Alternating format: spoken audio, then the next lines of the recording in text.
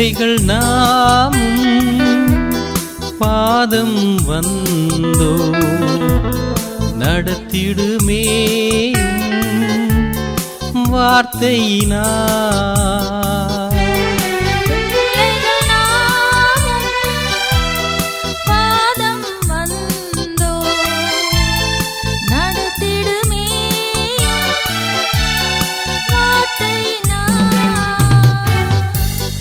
நாமும் போற்றுவோம் அவரின் நாமம் நாளும் பாடுவோம்.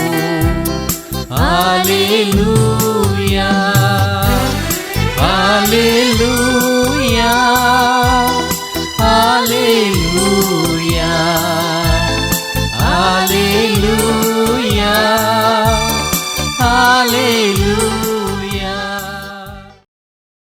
கர்த்தருக்குள் அன்பானவர்களே, அனுதினமும் கிறிஸ்துவுடன் தியான வேளைக்கு உங்களை அன்புடன் அழைக்கிறோம்.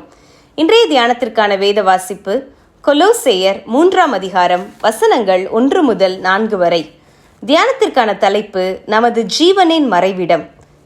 நீங்கள் மரித்தீர்கள், உங்கள் ஜீவன் கிறிஸ்துவுடனே தேவனுக்குள் மறைந்திருக்கிறது. கொலோசேயர் 3:3.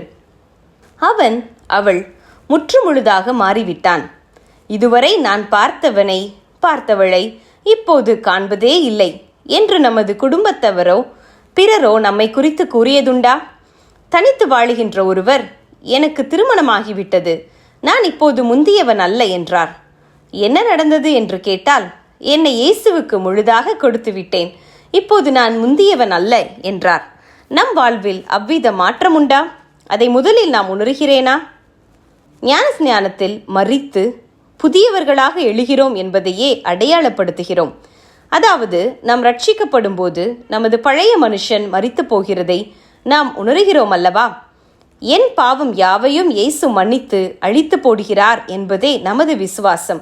அதுவே சத்தியம்.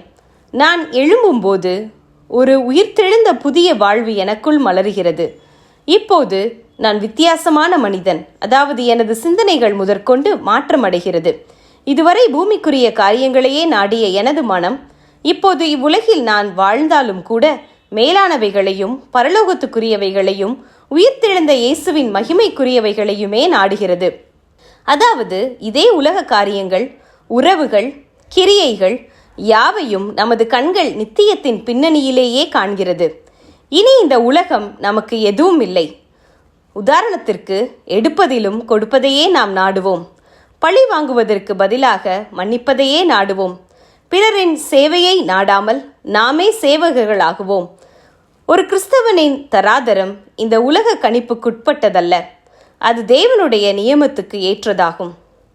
இப்புதிய வாழ்வை உலகம் உணர்ந்து கொள்வது கடினம். உலகம் நம்மை தனக்கு எதிரியாகவே தான் பார்க்கும். ஆகவேதான் பவுல் ஒரு கிறிஸ்தவனுடைய வாழ்வு தேவனுக்குள் கிறிஸ்துவுடனே கூட மறைந்திருக்கிறது என்று எழுதுகிறார். ஆனால் ஒரு நாள் வரும், உயிர்த்தெழுந்து பரத்தில் பிதாவுடன் இருக்கிற கிறிஸ்து திரும்பவும் ராஜாதி ராஜாவாக வரும் நாளிலே இன்று நம்மை வெறுக்கின்ற நமது மாற்றத்தை உணராத உலகம் அன்று நம்மை அடையாளம் காணும். ஆனால் அந்த நாளில் தேவனுடைய நியாய தீர்ப்பும் வெளிப்படும்.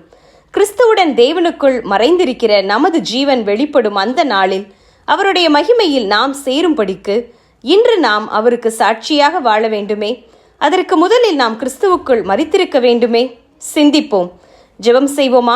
அன்பின் கர்த்தாவே, எனது உலக ஆசை இச்சைகளை விட்டு கிறிஸ்துவுக்குள் மரித்து அவருடன் கூடவே எழும் நிச்சயத்தை பெற்றுள்ள நான் என்றென்றும் சாட்சிகளாக காணப்பட கிருபை செய்யும். ஆமேன்.